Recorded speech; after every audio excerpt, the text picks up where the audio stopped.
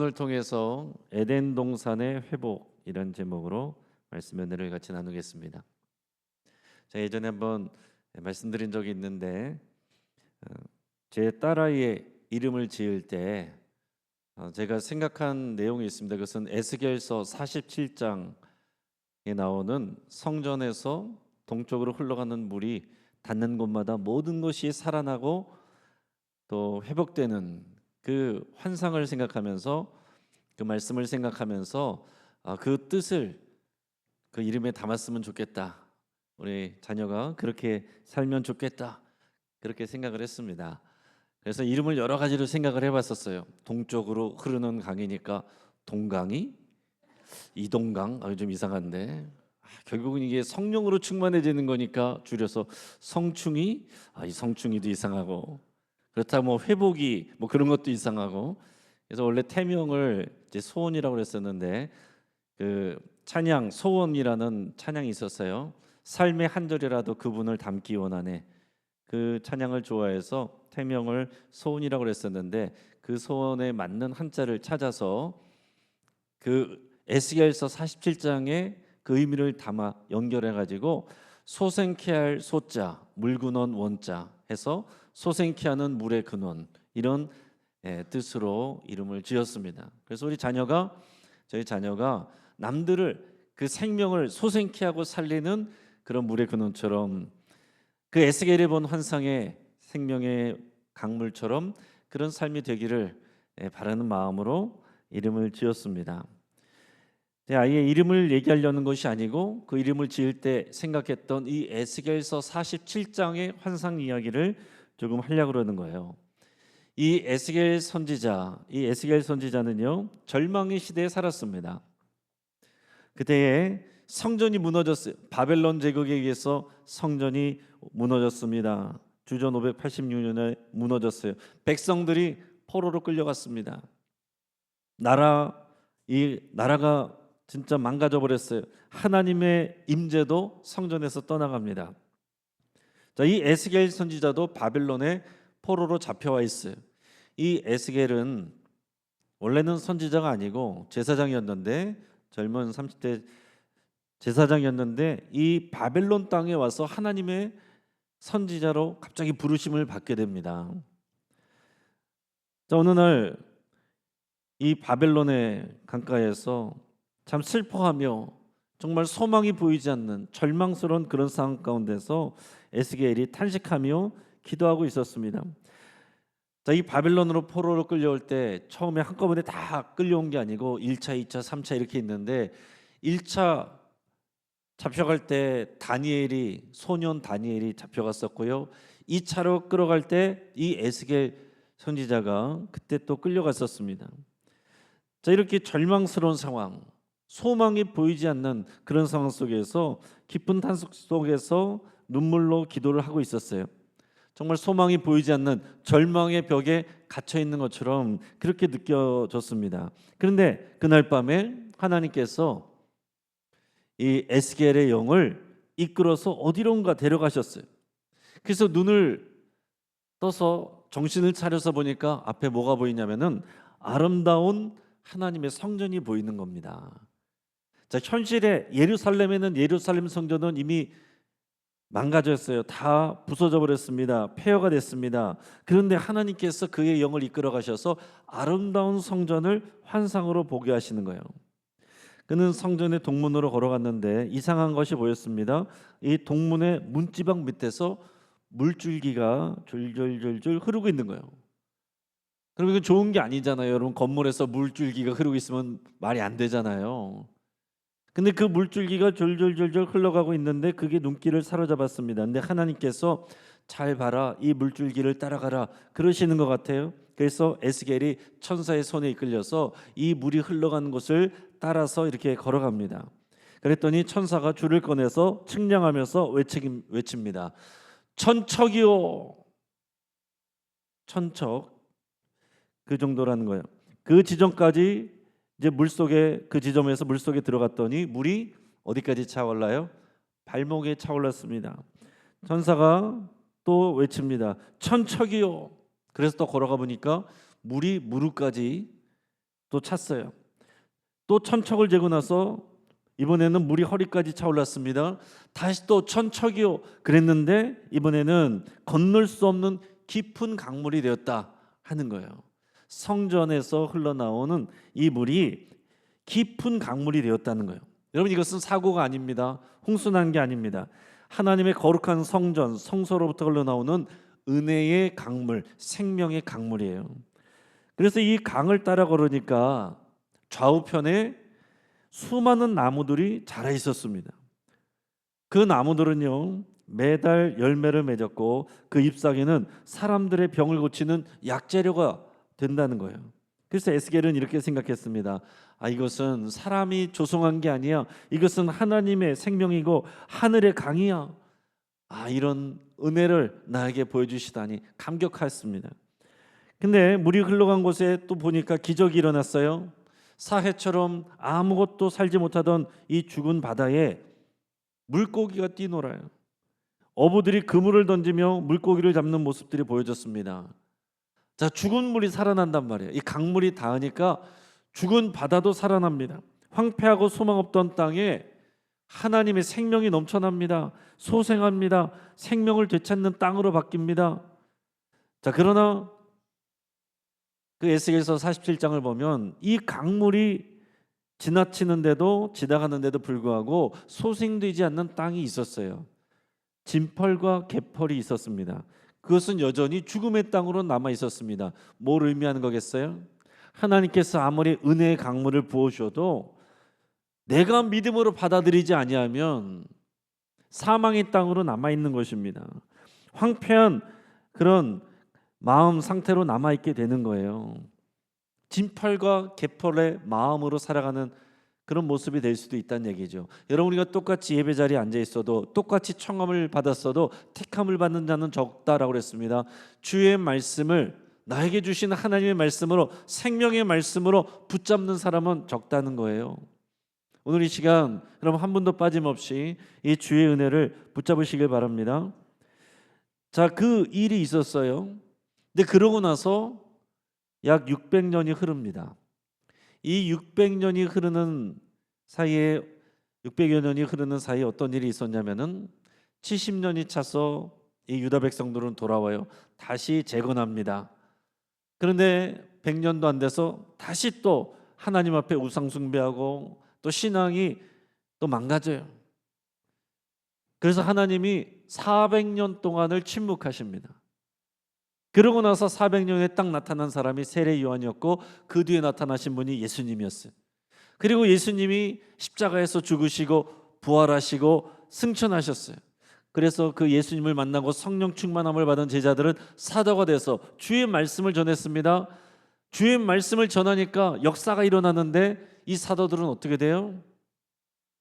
순교했어요. 사도 요한 빼놓고 다 순교했습니다. 그리고 사도 요한만 남았는데 사도 요한은 이 복음을 전하다가 붙잡혀가지고 반모섬이라는 곳에 유배가 돼서 지금 유배 생활을 하고 있습니다. 자, 에스겔은 바벨론의 포로로 잡혀가서 절망스러운 상황 속에서 하나님이 보여주신 이런 놀라운 이런 소망의 환상을 보여주셨는데 이 반모섬에서 사도 요한은 에스겔에서 보여줬던 것처럼 이렇게 절망스러운 상황 가운데서 하나님께서 또 새로운 환상을 보여주시는데요. 오늘 우리가 읽은 말씀이 그 새로운 그 환상의 모습이에요. 근데 제가 왜 에스겔서 말씀을 나눴냐면 에스겔에게 보여줬던 그 환상의 내용이 오늘 본문에 나오는 내용하고 아주 유사합니다. 그러니까 이거는 뭐냐면 에스겔서에서 보여줬던 하나님의 환상을 통한 하나님의 계획이 이제는 더 구체적으로 업데이트가 됐어요. 이 환상이. 그리고 이것이 완결판입니다. 더 구체적이고 업데이트가 되고 완결판이 되는 그런 마지막 때의 환상으로 사도 요한에게 보여주셨다는 얘기예요. 그래서 오늘 본문 말씀을 잘 이해하려면 에스겔의 환상을 잘 알고 오늘의 본문 말씀을 읽을 때 하나님께서 구약에서 신약으로까지 이어지는 계속해서 역사하고 계셨구나, 일하고 계셨구나, 이 하나님의 계획들을 구체화시키고 있었구나, 이것을 깨닫게 된다 하는 것입니다. 오늘 본문에 요한계시록 22장 1절 2절 우리 같이 읽겠습니다. 자, 시작. 또 그가 수정같이 맑은 생명수의 강을 내게 보이니 하나님과 및 어린 양의 보좌로부터 나와서 길 가운데로 흐르더라. 강 좌우에 생명나무가 있어 12가지 열매를 맺되 달마다 그 열매를 맺고 그 나무 잎사귀들은 만국을 치료하기 위하여 있더라. 아멘. 여러분 이 장면을 여러분 상상해 보시고 이 말씀을 에스겔서 47장이랑 비교하면 그 보여지는 모습들이 거의 유사하다는 거예요. 자, 이 말씀은 마지막 때에 하나님이 완전히 승리하시고 하늘에서 새 하늘과 새 땅이 임한 모습을 보여주는 장면 가운데 보여지는 거예요. 그 중심에 된 내용이 오늘의 본문의 내용입니다. 근데 보니까 뭐가 먼저 보이느냐? 생명수의 강이 흐르는 게 보입니다. 생명수의 강. 에스겔서에서도 생명수의 강이 흘러 넘쳤잖아요. 근데 에스겔서에서 흘러나온 물은 어디서 나왔냐면 성전 지성소 문지방 밑에서 이렇게 흘러나왔습니다. 그 안에는 못 봐요. 왜냐하면 아무나 못 들어가는 곳이니까. 지성소가 하나님의 임재하시는 곳인데 거기는 1년에 한 번 대제사장만 들어갈 수 있는 곳이기 때문에 아무나 못 들어갑니다. 그래서 거기서 흘러나오는 물만 봤단 말이에요. 하나님의 임재로부터 이 생수의 강이 흘러나왔습니다. 그런데 사도 요한에게 보여주신 것은 이 새하늘과 새 땅이 내려왔는데요, 이 새하늘과 새 땅에는 성전이 없습니다. 왜 성전이 없을까요? 우리 하나님이 또 예수 그리스도가 우리 바로 앞에 계시니까 성전을 통해서 만날 필요가 없어요. 그냥 보는 겁니다. 그게 새하늘과 새 땅이에요. 그 성전이 바로 없으니까 이 생명수의 강이 어디로부터 흘러나오냐면 하나님과 그 어린 양의 보좌로부터 이 물이 흘러옵니다. 그러니까 하나님에게서 흘러나왔는데 에스겔서에서는 성전이 있었고 그 성전에서 흘러나오는 모습만 봤는데 이제는 마지막 때가 되니까 성전도 없어지고 이제 하나님과 함께 있는데 그의 보좌에서 직접 이 생명수의 강이 흘러나오는 게 보인단 말이에요. 그러니까 여러분 생명수의 원천은 우리 하나님이시고 예수 그리스도십니다. 할렐루야. 예수님이 이 땅에 오셨을 때 그 사람들 앞에서 분명하게 그 말씀을 하셨어요. 요한복음 7장 37절 38절 같이 읽겠습니다. 시작. 명절 끝날 곧 큰 날에 예수께서 서서 외쳐 이르시되 누구든지 목마르거든 내게로 와서 마셔라. 나를 믿는 자는 성경의 이름과 같이 그 배에서 생수의 강이 흘러나오리라 하시니. 아멘. 자, 예수님이 이 에스겔과 사도 요한 사이에 사역하실 때 이 말씀을 하셨단 말이에요. 이 생수의 강을 말씀하셨는데 이 생수의 강, 목마른 사람은 나에게로 오라. 그러면 너희 배에서 생수의 강이 흘러나리라. 그 뒷절에 보면은 이것은 우리가 받게 될 성령이라고 하셨습니다. 자, 그러니까 마지막 때는 주의 보좌에서 이 생수의 강이 흘러나서 모든 것을 살게 하는데 그 마지막 때가 되어서야만 이것을 경험하는 게 아니다라는 얘기예요. 오늘 이 시간 이 자리에서 우리도 이 생수의 강으로 충만해질 수 있습니다. 그게 뭐예요? 성령 충만입니다. 그래서 우리가 감성인 기도를 아침마다 하시라고 그랬잖아요. 하나님 감사합니다. 성령 충만케 해주세요. 날 인도하시고 보호해 주세요. 여러분 성령으로 충만한 것은 우리 배에서 생수의 강이 흘러넘치는 이 모습으로 예수님께서 이렇게 표현하셨단 말이에요. 그러니까 여러분 우리가 성령 충만함을 받으려면 누구에게로 나가야 돼요? 예수님께로 나가야 되는 거예요. 예수님께로 나가면 예수님을 사모하면 그러면 우리 배에서 생수의 강이 흘러나고 우리가 성령으로 충만케 된다. 예수님이 그것을 말씀하셨어요. 그런데 이제 이 사도 요한이 보는 이 환상을 보니까 이 그 보좌로부터 그 생명수의 강이 흘러나옵니다. 그 물은 수정같이 맑다라고 그랬어요. 당연하겠죠. 깨끗하고 거룩한 물입니다. 태백산 지하 800m에서 끌어올린 초종리 광천수보다 더 깨끗하고 거룩한 그런 물이에요. 자, 이 내용은 전체적으로 보면 에덴 동산의 회복이다 이렇게 말할 수 있어요. 그래서 오늘 본문을 에덴 동산의 회복이라고 이렇게 붙였습니다. 창세기 2장 보면 원래 하나님이 지으신 에덴 동산에서 보면 거기에 강물이 흘러나와서 동산을 적시더라, 그런 표현이 나옵니다.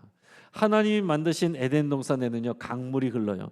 그 강물이 동산을 적셔요. 그래서 그 동산을 생명 있게 하는 게 그 강물이 있단 말이에요. 근데 인간의 죄로 인해서 사람들은 쫓겨났습니다. 그랬는데 드디어 예수님을 통해서 이 에덴 동산이 회복되는 거예요. 그 보좌로부터 흘러나오는 생명수 강이 흘러나오는 것을 사도 요한이 보고 있어요. 그뿐만이 아니라 그 강이 흐르는데 강 좌우에는 생명나무가 자란다라고 그랬어요. 생명나무가 자란다. 자, 이 말씀에 에스겔서에서는요 생명나무란 말이 없습니다. 강 주변에 나무들이 있다라고 그랬어요. 근데 요한계시록에서 보니까 그 나무들이 어떤 나무냐? 벚꽃나무냐? 아니요. 은행나무냐? 아니요. 생명나무라는 거예요.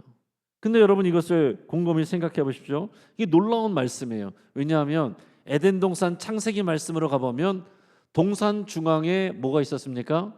선악과 나무하고 생명나무가 있었어요. 생명나무가 여러 그루가 있는 게 아닙니다. 생명나무 하나 있고 선악과 나무 하나 있고, 선악과를 따먹어야 되니까 하나님께서 안 되겠다, 얘들 이렇게 내버려두면 생명나무도 다 따먹겠다, 그래서 쫓아내버렸습니다.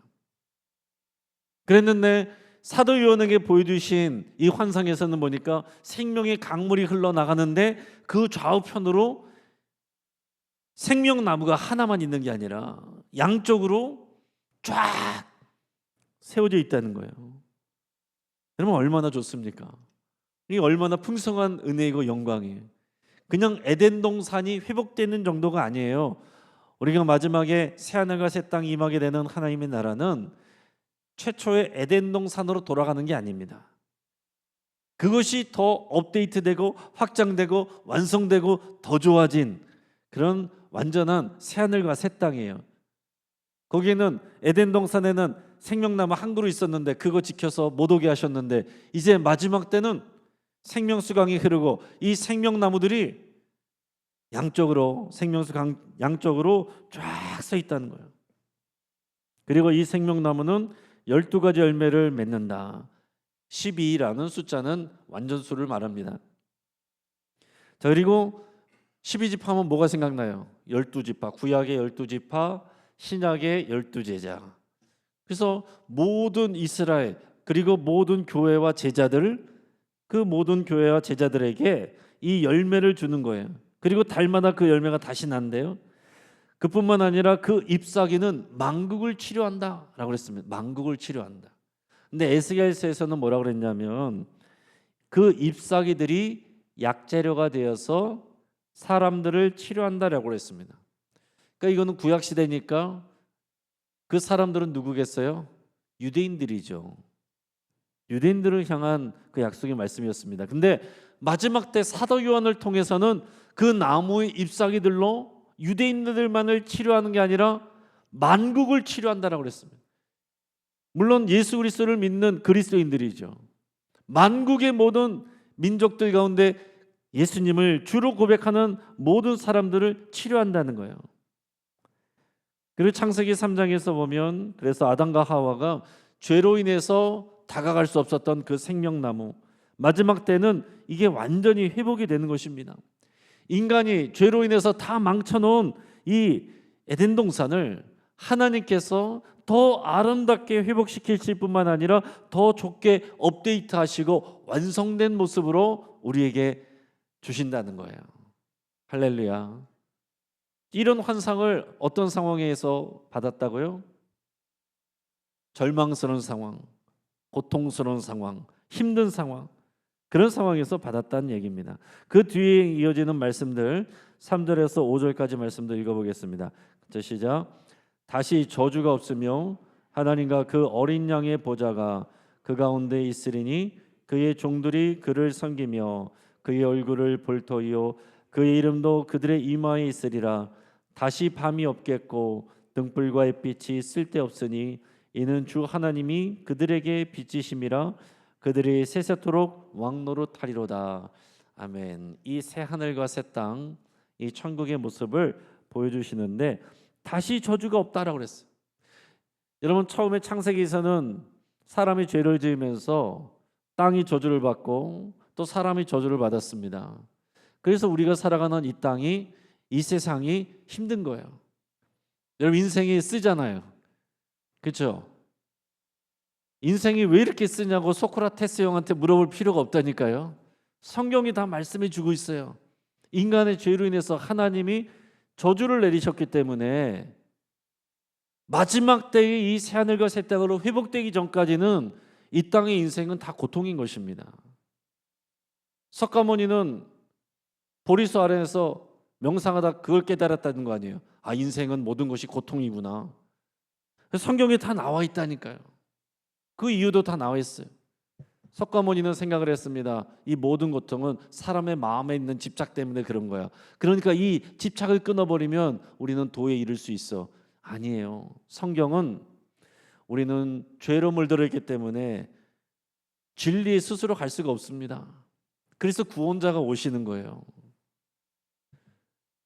성경에 이렇게 답이 다 나와 있는데 이걸 모르고 엉뚱한 데 가서 또 그게 진리인 줄 알고 찾아듣고 또 쫓아다니고 은혜 받고, 그리고 성경 말씀은 우습게 여기고, 그런 사람들이 얼마나 많은지 모릅니다. 여러분, 하나님이 이미 다 말씀해 놓으셨어요. 이 땅이 왜 고통이 많은지, 그리고 앞으로 어떻게 될 것인지. 돌고 도는 게 아닙니다. 마지막 때 하나님의 심판이 있고 하나님을 믿는 모든 자들에게는 새하늘과 새 땅의 모든 회복과 생명이 주어지게 된다는 거죠. 다시는 저주가 없어요. 이제 그 앞에서 하나님과 이 저주가 어떤 것이냐면은, 저주의 본질은 하나님과 멀어지는 거예요. 하나님께로 갈 수가 없는 것입니다. 에덴 동산에서 쫓겨난 하나님의 이 자녀들 아담과 하와가 이 에덴 동산으로 돌아오지 못하게 두루 도는 화영검으로 천사들을 지킨다라고 했잖아요. 돌아오지 못하게 했습니다. 근데 그 천사들과 그 화영검을 상징하고 표현되어 있던 그것이 휘장이었습니다. 근데 예수님이 십자가에 달려 돌아가실 때 그 휘장이 쫙 찢어지면서 하나님께로 돌아가는, 에덴 동산으로 돌아갈 수 있는 길이 회복됐단 말이에요. 근데 그냥 우리는 에덴 동산으로 돌아가는 것이 아니라 사도 요한에게 주신 말씀을 보니까 더 완성된 완전한 새하늘과 새 땅을 우리에게 주셨고, 우리는 그것을 사모하고 소망하면서 나아가는데, 예수님을 믿으면 오늘 지금 이 시간에도 우리 안에서 생수의 강을 맛볼 수 있고 충만케 될 수 있다는 겁니다. 그리고 그 하나님을 볼 수가 없었는데 이곳에서는 하나님의 보좌 앞에서 그 얼굴들을 보는 거예요. 하나님의 얼굴을 봅니다. 그리고 성도들의 이마에는 하나님의 이름이 쓰여져 있대요. 그럼 우리가 예수님을 믿으면 우리는 보이지 않지만 영적으로 우리 이마에 하나님의 이름이 쓰여져 있단 말이에요.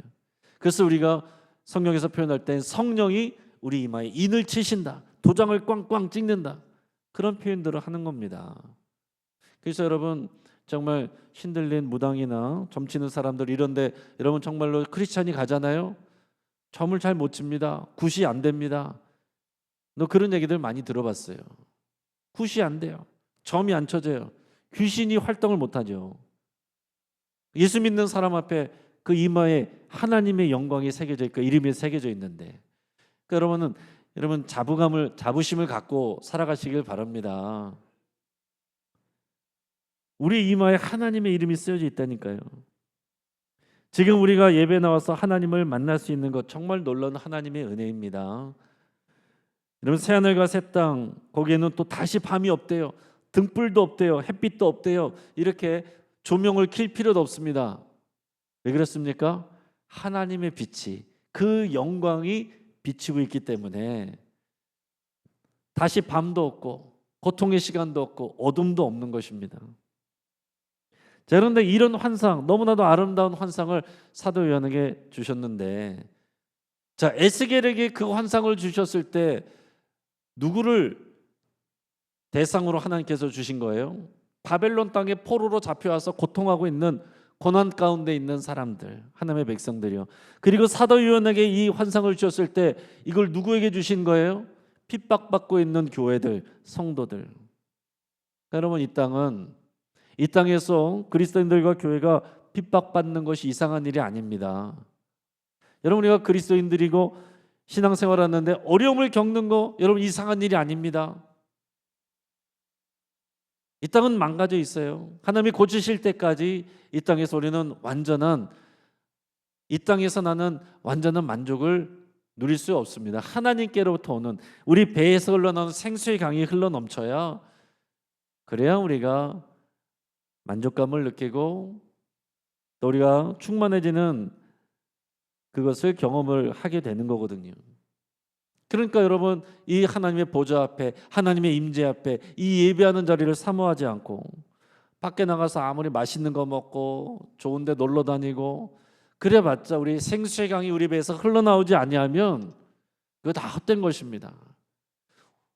우리가 먼저 하나님 앞에서 은혜 받고 그 임재를 누리고 그런 가운데서 우리가 좋은 데도 가고 맛있는 것도 먹으면 다 은혜지만, 이 자리를 잃어버린 채 하나님이 주시는 이 환상과 하나님이 주시는 이 계시와 하나님이 주시는 이 소망이 없이 그냥 여기서는 예배 시간에 견디다가 숙제처럼 여기고 마지못해서 억지로 나왔다가 즐거움은 밖에서 찾으려고 하면 진짜 기쁨을 누릴 수가 없다는 얘기예요.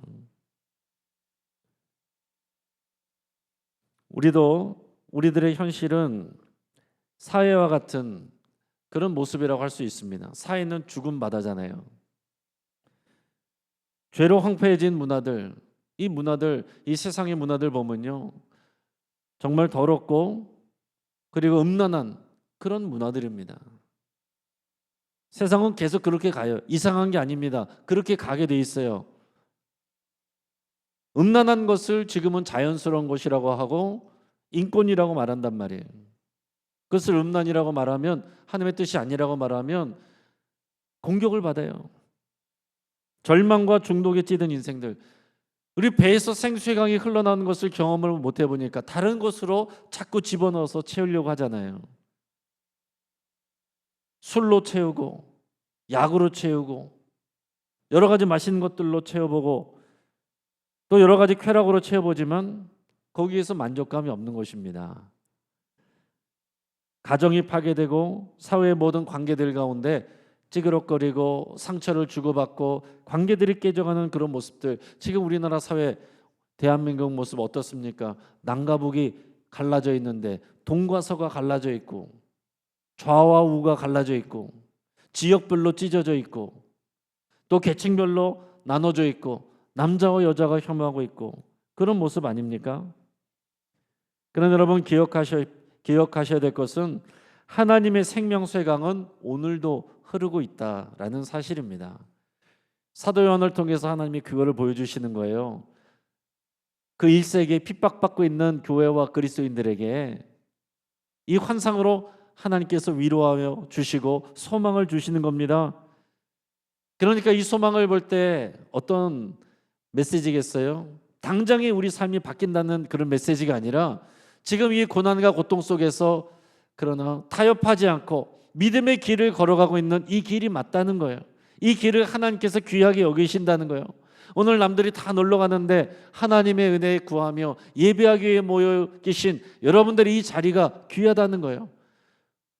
다른 자리가 더 화려한 것 같지만 우리는 하나님의 보좌 앞에 있습니다. 하나님의 영광스러운 빛 앞에 앉아 있는 것입니다. 정말 오늘 이 자리에 나와 계신 여러분들을 정말 주 예수 그리스도의 이름으로 축복합니다. 저는 우리 주님이 이 수요예배 나오신 분들을 특별히 축복해 줬으면 좋겠어요. 또 그렇게 기도합니다. 네. 이제 말씀을 정리합니다. 오늘 본문을 통해서 이제 오늘을 살아가는 21세기를 살아가는 우리가 어떤 마음을 가져야 되겠느냐. 첫 번째는 생명의 강으로 더 깊이 나아가시길 바랍니다. 한번 따라하겠습니다. 생명의 강으로 더 깊이 나아가겠습니다. 에스겔의 환상에서 본 것처럼 발목과 무릎과 허리와 건너지 못할 강, 생명수의 강에 어디에 어느 만큼 여러분 잠겨 있습니까? 혹시 발목만 잠겨 있진 않습니까? 그리고 여기까지라고 제한하고 있지 않습니까? 지금은 그렇게 말하는 사람들이 너무나도 많아요. 지금은 신방도 안 받으려고 그래요. 지금은 뭐 사람들 소개받는 것도 별로 좋아하지 않습니다. 내버려 두라는 거예요. 교회는 다니고 등록을 할 테니 내버려 두라는 거예요. 점점점 더 그런 모습들이 많아집니다. 또 기도하러 오시오, 예배하러 오시오, 함께 모입시다, 나눕시다. 그게 싫다는 거예요. 근데 나는 여기까지. 자기가 제안을 해버리는 경우들이 너무나도 많습니다. 발목에서 그냥 찰랑거리는 거기에서 나는 그 정도로 만족합니다. 나는 거기까지만 할 겁니다. 나를 건드리지 마세요. 나를 내버려 두세요. 그러나 주님은 그 환상을 통해서 보여주시는 거예요. 건너지 못할 강이 될 때까지 그 생수의 강이 배에서 흘러나와. 어떻게 배에서 흘러나옵니까? 우리 주님이 우리 안에 계시고 주님이 우리 안에 보좌로 계시니까 우리 배에서 생수의 강이 흘러나와 우리의 발목을 채우고 무릎을 채우고 허리를 채우고 건너지 못할 강으로 우리가 풍덩 빠져야 신앙생활하는데 기쁨이 되고 은혜가 있는 거죠. 이 은혜가 없으면 여러분 교회만큼 이상한 모임이 어디 있습니까? 교회만큼 말 많은 모임이 어디 있습니까? 교회만큼 상처받기 쉬운 곳이 어디 있습니까? 교회만큼 말도 많고 소문도 많은 데가 어디 있어요? 그 나 편하게 살려면은 교회와 멀어지는 게 답이죠. 그러나 말씀을 통해서 보여주시는 거잖아요. 보이지 않는 하나님의 역사는 이 보좌에서 흘러나온 물이 주님이 우리 안에 보좌로 계셔서 이 생수의 강이 흘러나와 우리는 발목만 채우는 인생이 아니라 건너지 못할 깊은 강 속에 풍덩 빠지는 그런 삶으로 우리 주님이 초청하고 계시고 인도하고 계신 겁니다. 성령님 나에게 충만케 해주시고 나를 인도해 주십시오. 이렇게 얘기할 때는 여러분 나는 여기까지 이걸 내려놔야 되는 거예요. 지금 우리가 전개인 수련회 하는 것도 그냥 행사로 하는 게 아니고 프로그램이 아니지 않습니까? 근데 여러분 제가 얼마나 그냥 읍소를 하고 부탁을 하고 때로는 또 협박을 하고 여러분 우리가 동일한 정말 소망을 가지고 나갈 수 있기를 바랍니다. 이번 정교인 수련회가 정말 생수의 강으로 흘러 넘쳐서 정말 망가져 있던 모든 것들이 치유되고 회복되고 관계들이 회복되고 하나가 되고 정말 눈물과 감동이 있는 그런 은혜의 잔치가 되고 주의 보좌 앞이 되기를 간절히 바라고 축복합니다. 여러분들의 생명의 강으로 나가시고 더 깊은 곳으로 나가실 때 말씀의 깊은 곳으로, 기도의 깊은 곳으로, 예배의 깊은 곳으로, 순종하는 삶의 깊은 곳으로 더 깊이 나갈 수 있기를 바라고 축복합니다. 또한 두 번째는 나 자신이 강가의 나무처럼 살기를 원하시기를 바랍니다. 한번 따라하겠습니다. 강가의 나무처럼 살겠습니다. 이 강가의 나무는 무슨 나무라고 그랬어요? 생명나무. 사람들을 치료하고 만국을 치료하는 생명나무. 저와 여러분들은 주님이 생명나무로 부르셨습니다. 할렐루야. 여러분 우리의 말과 우리의 행동이 사람을 치유하는 잎사귀가 될 수 있어요. 만국을 치유하고 회복시키는 잎사귀가 될 수 있어요. 그런데 자칫 잘못하면 상처내고 찢어버리고 죽이는 통로가 될 수도 있습니다. 야고보서에서 어찌 한 입으로 찬송과 저주를 한꺼번에 하느냐.